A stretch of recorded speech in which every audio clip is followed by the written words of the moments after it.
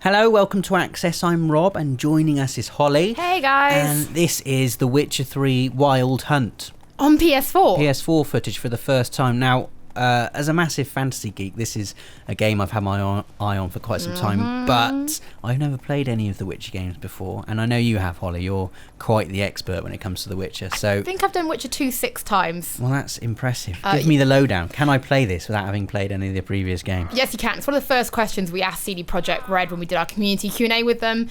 They've said, don't worry, if it's your first time playing The Witcher, they will explain the previous stories before you get started. So, you know, you can go read the books if you want some more knowledge about the world. I think the 5th book is about to be translated into English. It's released, I think, any day now. So the books are great, but don't worry if it's your first time. And the world looks massive as well. I've heard like ridiculous figures, like it's 30 times bigger than The Witcher 2. Yeah, which is huge, because The Witcher 2 is not a small game. So apparently it's about 40 minutes to get from point to point while riding on the horse, which is ridiculous. Okay, wow, that's big. But we're seeing here, we're riding the horse here, but there's also boats, so you can go sailing, and you can also go swimming as well, which is kind of incredible when you think about what that must take to kind of make a game where you can just run into a river. And the combat as well, we're looking at some of it here. I love the combat. It doesn't look like your traditional slow turn-based role-playing kind of combat. No. It's very fast, action-based. Yep, so there is a skill tree. That's where it's got its RPG elements. What you just saw there was Witcher magic. The Witcher magic is, of course, Igni, Yarden, Quen, Axii, and Ard, which are the 5 kind of magic symbols Geralt can cast in battle. How do you memorise that? That's good. Because I'm cool, Rob. But on top of that, you've got 2 swords, a steel sword and a Witcher's silver sword. So steel is for killing humans, and your Witcher's silver sword is for killing magical creatures. Okay. You can then lay traps, and you can also craft traps, and you can take potions. Cat Eye, for example, helps you fight in the dark, but you have to be careful not to take too many, or you can poison yourself. Yeah. And it looks quite dark as well. It looks more... it looks more Game of Thrones than Lord of the Rings, like quite gritty and violent. It's really gritty and violent. And the battle system is really what makes it feel so gritty and dark. For example, there are 90 battle animations in Witcher 3, and there were only 20 in The Witcher 2. So there's loads more focus on the battle. On top of that, you have something called the Witcher Sense. So in previous Witcher games, you have a medallion that vibrates when magic is nearby. Okay. Instead, now you go into Witcher Sense, and it helps highlight things that are important. So, for example, it might help you find blood trails on the floor that you can follow to monsters. We played it a bit, didn't we, before? A bit. We played like 5 hours of it. A few hours of it, and I remember using my Witcher Sense to help solve a murder.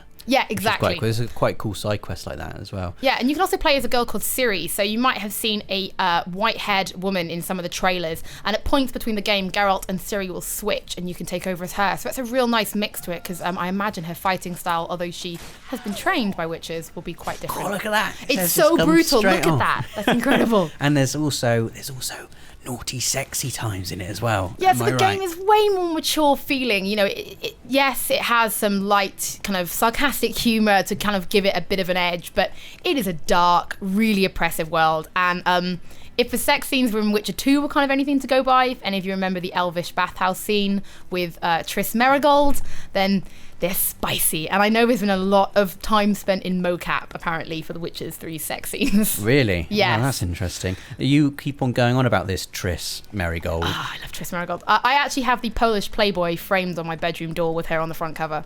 I'm a big fan of Triss Merigold. That's some devotion. That is some devotion. Yeah, I mean, what I like about these games, I like just walking around them on a horse, like we're seeing here, with the sky looking pretty and pink. Well, on a horse, it will take you 40 minutes hair to see bobbing the up world. And down. I mean, it just looks so beautiful. Rob, watch this bit. Because if anyone knows Rob, you know that he has a real thing about water in video games.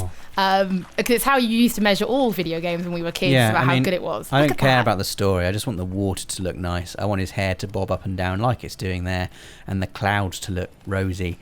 And so far, The Witcher 3 is ticking all of those boxes. Yeah, I mean, the story, it's absolutely... It's the world can be completely affected by Geralt as well. So if you go to a village and you do a side quest, for example, you know, your result may be that you've killed off the entire village in the future when you come back. Well, and it's real, it's not a blue for good, red for bad kind of world. You can make some real brave choices.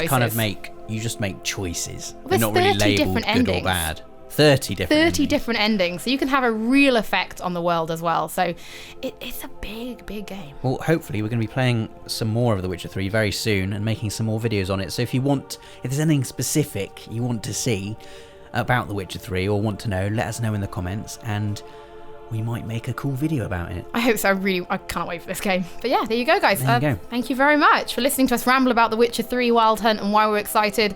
Don't forget to like, comment, and subscribe, and join us for even more stuff. Bye. Bye.